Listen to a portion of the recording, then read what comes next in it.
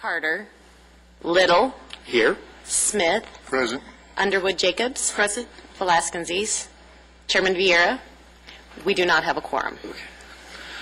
So with that, can we move into some type of reports? Is that okay, Mr. Dorico? Is that? Yes, Commissioner Little. Actually, well, why don't we go ahead and go directly to Jim Cobalt's report, Okay. and then we can go from there. Mr. Dorico, let's go with the captain first. Captain then? Yes. Okay. Well, that would be Miguel, and that's who we're waiting on Okay. for the Sheriff's Department report. Okay, so I think why don't we go ahead and move forward with Jim and you give Mike a chance to get here. And Mr. Cobalt, you're up, sir. Thank you, Commissioner Little. The measurement period for this report is September 28th through November 1st, 2014. These are the data as they lay out by weeks for violent crime, property crime, arrests, violent arrests, property crime arrests, and then report numbers. When we take a look at the measurement by week, we can see during October of 2014, or October 2014 report, we had a weekly average of 79.5 Part 1 crimes per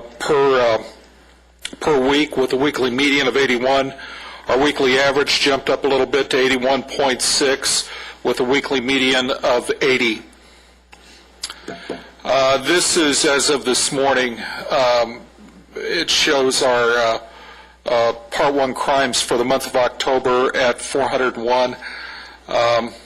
That's a 6% increase comparing October 2014 to October 2013. Our crime rate from November 2013 through the end of October 2014 now stands at 280.03 per 10,000.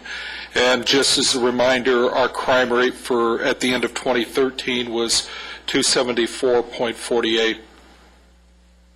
Now, one of the things that I took a look at this time, because as you can see when we look at the Part 1 crimes here, particularly for the last 6 or 8 months, you can see there's several months in there that we've broken over 400. And one of the things that I was curious about is you normally don't get a change in the data in one area and not also see changes in other areas. Back in 2012, in June of 2012, I reported to the Commission that essentially we had 9,351 Part 1 crimes reported, or at least that were geocoded inside the city limits of the city of Lancaster. And within the scope of those, about 9% of those arrests were on parole. About 22% were on probation. 38% had a prior criminal history, but were not currently on any probation or parole. And these are all parameters that we look at whenever somebody's booked at the station. We check that for the city so that we can better understand where some of the issues are coming from. And then the other arrests, you can kind of think of those as either first-time offenders or folks who really haven't established a criminal record yet. Those were sitting at about 31%. Now, when we take a look at the last year, starting July 1st, 2013 through June 30th, 2014, we can see still about 9% of the arrests are on parole. So those numbers really haven't changed. The number of people that are serving on parole remain fairly constant with that time period back basically from 2011 to 2012. Now, the interesting thing is when we take a look at these data, the quantitative number of arrests that are geocoded to the city of Lancaster, meaning they occurred within the city boundaries, has actually dropped rather significantly. We've gone from 9351 down to 6976. That's important because when we take a look at the number of folks that are on probation who are arrested, that's where we begin to see the first part of the issue with regard to who might be committing these crimes. you can see when you compare the relative frequencies over here, back then it was about 22% of the people that were arrested were on probation. Currently, about 30% of the people that were arrested are on probation. So that's a movement of about 8 percentage points. That's kind of important. Now, the other thing that we look at when we consider this, now remember I said the quantitative number of people arrested has declined, but when we take a look at the number of people that are on probation that are arrested, you can see that that quantitative number has jumped up, even though the number of people arrested has gone down. The same issue occurs for people who have a prior criminal record but are not currently on probation or parole. When we take a look at these numbers, you can see we've jumped from 38 back in my report in 2012, and we've jumped up to 44%. The assumption that one would draw from that, looking at the movement of data, is people moving off of probation into the general population without any supervision are also the folks that tend to be committing the crimes as well. Now, the one area, and this is probably, depending on how you look at it, good or bad, the one area that shows a sizable decline are in the area of other arrests, or, as I said, those people who maybe have a few arrests but they don't really have a criminal record yet, or they're first-time offenders. That number has declined, both quantitatively and by percentage. So the reason why I bring this to the Commission is we might want to think about a discussion with probation to try to find out, have the numbers of people on probation significantly increased in the Antelope Valley, and if so, what are those numbers from 2012 to now? And then number two, what's happened correspondingly with the number of employees that they have? Do they have the same number of probation agents and they're just increasing the workload? And if that's the case, we can see for us as a city this is a little bit problematic. So that's the reason why I bring this forward. Go ahead, ma'am. Mr. Cobalt, I'm wondering, is there a correlation amongst the people that are on parole, the amount of time that they've been on parole? Do you have any data? No. And the thing about it is, sometimes the discussion about AB 109 comes up, and those people are carried in parole leads for a year from the time that they're released. So if they offend within that or reoffend within that first year, then they show up in these data. And so time on parole, we don't really measure that. The fact that we were able to capture if they were on parole at the time of arrest or on probation or just had a prior criminal record and not on either, that gives us some insight as to what's going on inside the data. Thank you. So, okay, does that answer your question? Okay. Anyway, this is something that, and these data are also on the presentation that's on the city website. So if you need to go back and to think about it, you can see those there. When we take a look at the most active reporting districts for Part 1 crime, 1135, which is out on the east side of town, basically from north of Avenue J up to the north city limits. They had 71. 1137, which is the reporting district immediately south, had 67. 1132 had 49. 1127 had 34, and 1126 had 33. When we take a look at the density of the Part 1 crimes, we can see that the densities, again, are pretty much the same for Part 1 crimes as they are throughout or in my past reports. They tend to focus on 10th Street West and Avenue K, Valley Central Way, the Lancaster Boulevard area, and 20th Street East and Avenue J. When we take a look at residential burglaries, we can see that the frequency for residential burglaries was highest in 1137, followed by 1135, 1127, and 1133. Larcenies involving vehicles, these are the data as well. We take a look at the 52-week trends, when we're trying to understand what's going on inside the numbers, we look at those areas first that we're seeing an upward trend, and we can see an upward trend in aggravated assault. We're still, you can see the green trend line there. Now, the good news is for the majority of the weeks, we're still below the baseline, and the baseline is our average number of aggravated assaults for the city of Lancaster, and that average is 15.09. Just want to note also that the FBI just released the final results for the Uniform Crime Report for the year of 2013 this past week, so we'll be calculating those into our averages as well. For burglary, we can see a pretty distinct upward trend, and then the other thing with regard to burglary is you can see that we have several weeks that are above our baseline as well. Grand theft auto also has a upward trend, although the majority of the weeks are below the baseline. Homicide is trending flat, and of course that's an extremely low frequency crime for us. Robbery is trending pretty flat, although we do have several weeks that are above the baseline of 5.96.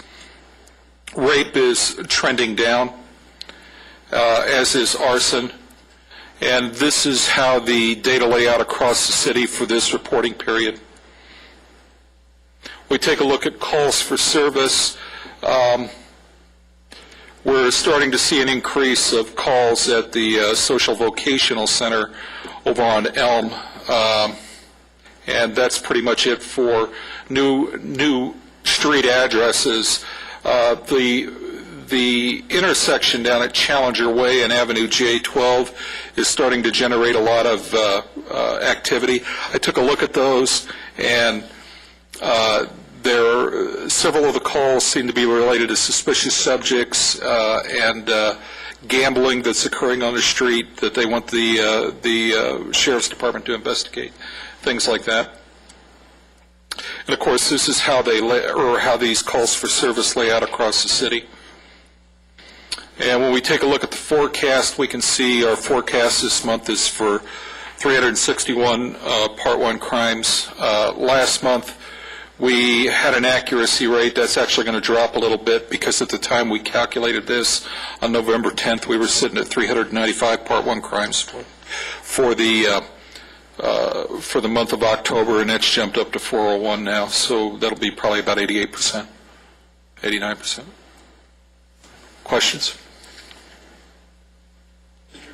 Mr. Cabal, you mentioned something that we should possibly take a look at, and that's could you go over that again, the probation activity reports? You said something from 2012 to current? Yeah, number of field representatives that could be handling that? Well, I think really you might want to talk to Mr. DeRico on that one because he's the one who would kind of take the lead on making those. Yeah, in discussions, there has been a group put in ever since the inception of AB 109. There's been a movement within the probation department based on funding they received from the state to increase the number of officers to manage that caseload. An example right now is like, and as we presented before, and what I'd like to bring forward to the commission as well in the future for the new members is how that all lays out between that relationship between the Sheriff's Department and probation. Sheriff's Department initially was involved with dealing with compliance issues and checks, and then now, based on the numbers that are out there, their primary mission now as it relates to this program is just dealing with absconders. On the other side of it is we went through almost 2 years without a day reporting center or a management office for this program here locally.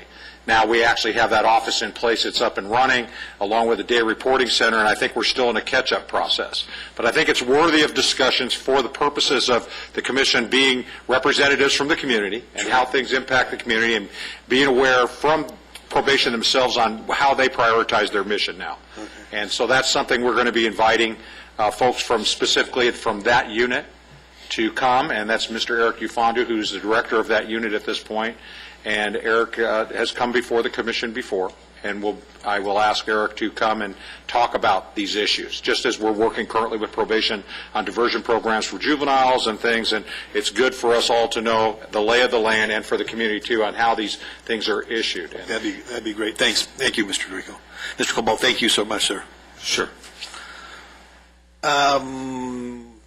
We move on to Deputy Ruiz, the youngster, the young deputy, the young, yeah. The old guy's asking for the young guy to come up and speak. I want to call you old, sir. Good morning, ladies and gentlemen. The arrest stats as follows for the month of October for Lancaster Sheriff Station, specifically the burglary suppression team. In comparison between September and October, there was a decrease in number of felony arrests. Parolees were the same. Search warrants were somewhat also consistent. Arrest warrants went up, as well as Ramey warrants. The amount of property that was recovered, also just based on dollar value amount of items that were recovered, went down a little bit, and firearms also recovery. I do have to point out, though, that the burglary suppression team was very productive in all their quality arrests, solving multiple crimes, burglaries that were one or two suspects related to 3 or 4 different burglaries that were happening. I don't have the exact number of how many, but after speaking with the burglary suppression team sergeant, she was very impressed on the productivity that they had for all of last year. The numbers may not show it, but each one of those felony arrests, burglaries, were probably tied to an additional 2 to maybe 3 or 4 other burglaries that one individual had done, either by themselves or with someone else. So very, very productive in apprehending those criminals. The LANCAP team, felony arrest dropped a little bit. Misdemeanor arrest went up to 12. Firearms recovered is very significant, from 4 to 47, and that is directly related to 35 firearms that were recovered in specifically one day in particular, which was on October 16th. The LANCAP team actually developed and investigated some information that they had developed from an informant or other individuals who were able to find out that somebody was actually selling firearms illegally. Their investigation actually led them to the city of Palmdale, to a specific location where they did do a search warrant there. They made 2 felony arrests for individuals there. Not only did they find 35 firearms, they also later determined that some of those firearms were sold to some felons, and as well as some methamphetamine and some additional drug items. And evidence of drugs were also found, as well as a grenade, where Arson Explosives had to do a rollout for that specific incident. So kudos to them on that day and all the other days that they worked. They've done a very, very good job, very productive getting all those weapons off the streets. Our narcotics team also had a very good month. Felony arrests were the same in comparison. Methamphetamines have dropped. Marijuana had dropped only because of the fact that in the month of September they had huge busts. So September was unusually large compared to other months that they've had before. Search warrant activity was the same, and maybe some of those firearms that the LANCAP team, they got snagged before Narco was able to get them. But for the most part, they still had a very good month. One of the next items I wanted to talk about also was just so you get an understanding of the volume that Lancaster Station deals with on an annual basis. And year to date, as of now, pretty much in the middle of November, for calls for service, we've responded to 58,404 calls for service. Observations, those are initiated specifically by the patrol deputy who actually sees an incident, a crime occurring, whether it's self-initiated, whether it's a felony or just a stop of a vehicle where an arrest was later made, or some other criminal activity was later investigated.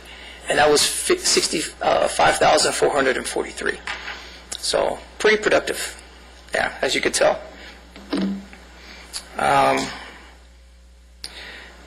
next slide also shows our PSP, or our supervised felons who have come out of state prison. The number that we have in the area of Lancaster, or the patrol station that Lancaster covers, is 436.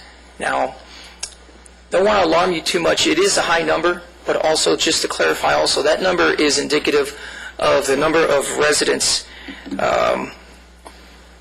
that as soon as a parolee or a person is released from state custody, they give a Lancaster residence or a address in the patrol area of Lancaster. Now, obviously, if they're supposed to be staying in that area or stay at that address or report from that area, not always the same, but for the most part, 436 is what we have, and that number fluctuates periodically. One thing in comparison, though, is that 13.7% of all of Los Angeles County I'm sorry. is in the Lancaster patrol area. Yes, ma'am. I was wondering, who or what determines where the parolees reside? Where does that information come from? Who makes that decision? They most likely, when they go through their screening process, they give that address. Yeah, that individual who leaves. Mike, can I just... Yes, sir. Historically, when we dealt with just parole and these issues, we had an MOU with parole that determined that only persons that had a historical tie to the Antelope Valley could come back here on parole. However, with AB 109 and with that is not the case anymore. So that MOU is out the door. So depending on these individuals where they say they're going to reside, that's what address that is put into the system and falls under that supervision.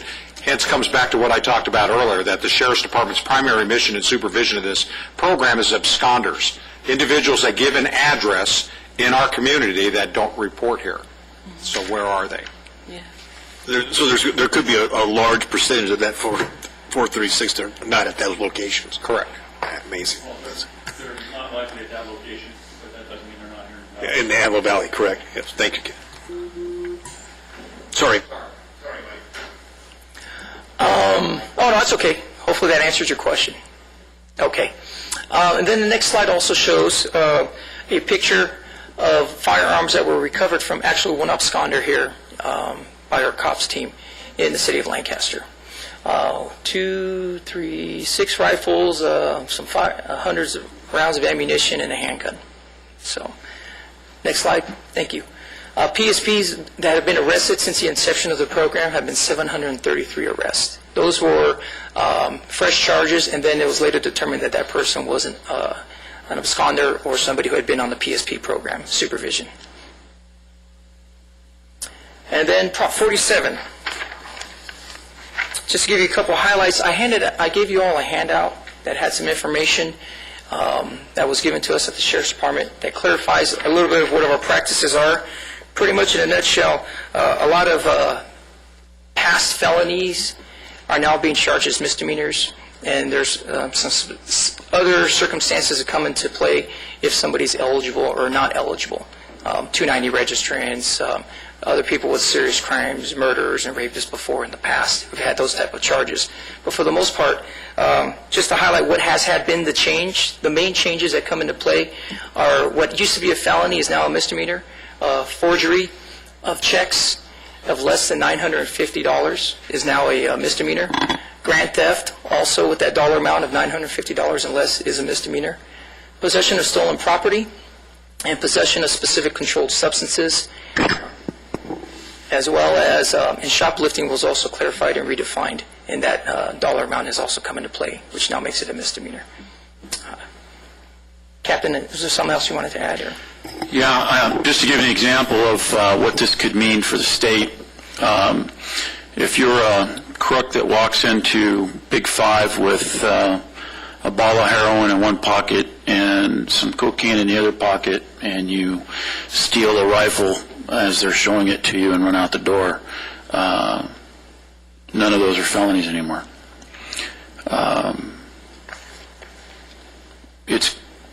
It's way too early to tell the effect that we're going to have as a result of 47, but another thing to bear in mind is that all of these previous charges that could have been charged as a felony also resulted in the DNA collection of those that were arrested. That no longer will occur because they're not arrested for felony, so our DNA database will be severely crippled by that as well. The shoplifting for our local merchants is going to be a very difficult proposition now. In the past, if you could establish that a suspect entered a location with the intent to steal, it could be charged as a commercial burglary. That's no longer even an option. So suspects that enter, let's say, Target on 10th there with the intent to steal, as long as they're intending to steal less than $950, it's not even an arrestable offense anymore. Another thing to keep in mind is that suspects who had been convicted of petty theft or burglary or other theft crimes in the past and continued their behavior could be charged as a felony with a petty theft conviction prior. That's no longer an option. The extent of our ability to do anything about shoplifting, for instance, is likely to be, at least to begin with, a criminal citation. And if you're a suspect who realizes that the jails are now solely reserved for those that are being detained for AB 109 type offenses where we don't have any room for your average misdemeanors, well, know up front that they'll not do any jail time. It'll basically be a revolving door at many of our local merchants' places. So it's like I said, it's the extent of the disaster is yet to be known, but it's likely going to be very difficult proposition to swallow for local merchants. Are they also going back and looking at the past cases? Yeah, it's affirmative. When the law passed, it was effective the following day, as opposed to most who become effective the following year, so that there's some time to assimilate the changes and make changes in our procedures. That wasn't afforded to us. It basically, like I said, became effective the following day, and it was retroactive for all of those people who are currently in custody serving time for felonies. They can petition the court to have them turned, basically the convictions are turned into misdemeanors, if you will, making them eligible for immediate release. So just for it's going to backlog the courts, obviously. Absolutely. Well, not only that, well, it's going to affect our merchants. I mean, how many of them are going to stand up and do anything about it? I mean, it seems to me, Captain and Mr. Eagle, that what incentive do they have? I mean, these guys are doing the crime and not doing any time. And how many times can they continue doing this? So I think that's exactly the captain's point. Yeah. Is this is going to have an immediate impact we're going to see on our local business community, and that's the biggest thing about when we talk, and that's the importance of us when we talk about the business improvement group meetings and things, is making the community aware. And that's probably going to be the theme of the discussion that we start with the presidents of the commission next month on how do we manage a campaign out there in the public for a knowledge base on this, and especially how this is presented. And actually, the captain and I have had some discussions, and what I'd like to do is bring forward a history of things in the last 5 years that have taken place, both legislatively and through policies of the county and a lack of funding that have impacted us and got us to this point. And what strategies can we put in place for the future to deal with this issue? Whether that be political, whether that be recommendations from the commission to the council, to at some point taking a stance on some of this as far as what the state has dealt to us. I agree. That'd be hugely informative for all of us, I think. Yeah, absolutely. Thank you, Captain. Mm-hmm. Any other questions? Okay, and just for clarification also, that number that I had up there, 436 reside in the city of Lancaster, Petrolia, those are just AB 109 under the county supervision. Yeah, just that. Yeah. So those are the ones that fall in that category for AB 109. Mike, I have a... Yes, sir. Not a question, but I would like you to do something if possible. Can you give a brief overview of what our merchants should be doing as far as the holidays, what the people that are out shopping, what they should be doing as far as locking their cars, their packages, all that kind of stuff, because the holidays are... Oh, absolutely. In fact, we also have a campaign that's going to go out during the holiday season for all the shopping tips for safety for consumers as well as merchants. Specifically, be cognizant of your surroundings. is the number one rule. Always make sure that your property or valuables aren't can easily be seen inside a car where a window could be smashed and broken and things stolen like that. Lock your cars, lock your doors, and make sure all your valuables are in a secure area. One of the things we always recommend also is, if it might be for a for a customer during the holiday season, secure your items in the trunk, or just go to a different area, or go home, drop off those items, and come back, especially high dollar value items, instead of bouncing around from multiple store to store. It may take a little bit more time, but it's so much more safer. Same thing also we recommend for those that are on order shopping, or those that shop online and have UPS deliver. Maybe go to an address where they know someone's home all the time, or be home when they expect the delivery to come, or possibly have items delivered specifically to work, or a known area where somebody can grab those. And for merchants also, make sure all their information is correct for burglary alarm systems, so that if we have to contact them as quickly as possible for burglaries that might happen in progress, or at the same time, make sure all their information is updated with the Sheriff's Department and their alarm companies.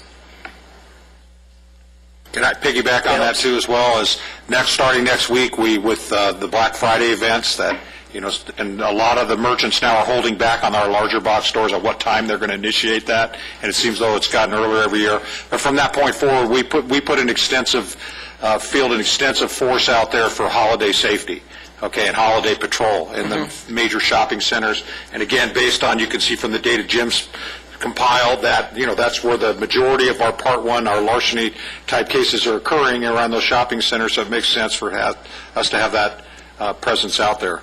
Then the biggest one I can tell you that Mike already brought up: take those items home and secure them. This is where we start getting into the vehicle burglary situation. Like, our numbers get pushed every year on this, and it's really just simply an inconvenience. Well, suffer the inconvenience and hang on to your property. And all those safety tips, we're going to advertise those on our Nixle, our Sheriff's webpage, our Twitter, and our Facebook account. So all that information will be available to everybody to the general public in the coming weeks. And they're also available on the city's Yes. website and public safety page, and we encourage everyone through the holidays, especially, take 5 minutes and look at those items. You'll pick up some tips there. Thank you. Thanks, Mike. Thank you very much. Mr. Drinko, you're up, sir. Well, I think, with what we've already, because I interrupted Mike about 5 times through this process, but pretty much we're covered there. I mean, they emphasize the holiday safety aspect of things. The other thing is just be aware of your surroundings. If you see people loitering in parking lots and things, bring that to the attention of the store management or the store security, or that'll make the Sheriff's Department aware that we have individuals that are casing parking lots and those things. Try not to shop alone. That's a big one. Okay, we get folks that'll go out there, especially on these overnight shopping sprees with Black Friday and everything, and go out as an individual. That's just not a good practice. Try and be with a group of people as you especially as it relates to some of the parking lots and stores in town. And I think the biggest thing is there's other aspects of this that we don't talk about in here, but, the fire safety issue. The fire department puts out a lot of information every year, this time of year, with Christmas trees and lights and all those type of things. Be aware of those issues. Because, every year it seems we have some tragedy that occurs somewhere within our community related to a dry, burning Christmas tree or some issue. That way it ruins folks' holiday. The other thing I'd like to bring up is had planned for this meeting, but I'll defer to the next meeting to talk about what I mentioned earlier, this history of events that have taken place, and then working together with the commission on how we're going to do that community outreach and educate the community and take a real position on some of these issues, and then based on your conduit to the community in the avenues. Everyone here has a different relationship out there, a networking process throughout our community, and bring those issues forward so we can address them here, and then make the agencies that are involved with the enforcement and setting the tone for those issues for the upcoming year. I'd really like to go forward with that. Lastly, we had a very successful Boulevard event. We probably had, I don't know what the final estimates were, but it was upwards of 35,000 people plus that attended that event. No incidents at all. It was well attended by the community. And our Parks Department does a dynamite job at working collectively with our law enforcement presence between deputies, volunteers, explorers, and the Department of Corrections helped us out as well. We probably had almost 50 law enforcement personnel that were out there for that event. A side note to that, Department of Corrections from Parole Division, Larry Dorsey, I want to give Larry a little shout out here. He provided a net area for ankle bracelet tracking for registered sex offenders, and actually alerted us to 6 individuals that had entered that area downtown at that event who were later dealt with by parole. So that was really good. So that's something they're offering to do on some of the larger events that we have where we have a large contingent of children involved. So that was really great of them to come out and do that. And then the Field of Drafts event was dynamite. Even with the weather, I think everyone had a really good time, and everyone was responsible. We had a lot of designated drivers there, and I think again, the program was done very well by the Parks Department. And again, we had a very good presence from the Sheriff's Department at the event, and we did not have one incident, again, at that. So I always want to talk about the fact that we do 24 events a year as a city, and we've maybe in that whole time that I've been here, over 5 years now, we've probably arrested 2 people that we've had over 5 years as it relates to those. So those events are put on for the community. We love the community participation, and we want to encourage people, based on what the information I just gave, that they're safe events, and we encourage people to come out. Thank you, Mr. Rodriguez. Yes, thank you for the work and all the hard work that everyone does to do that for this community. It's unbelievable. Great events. Great events. Thank you. Britt, I guess at this time, any non-business items from the floor? I have no speaker cards. No speaker cards. Commissioner comments? Captain, anything, sir? Nothing else? Okay. Then I guess we're going to adjourn until our Wednesday, December 10th meeting at 10 a.m.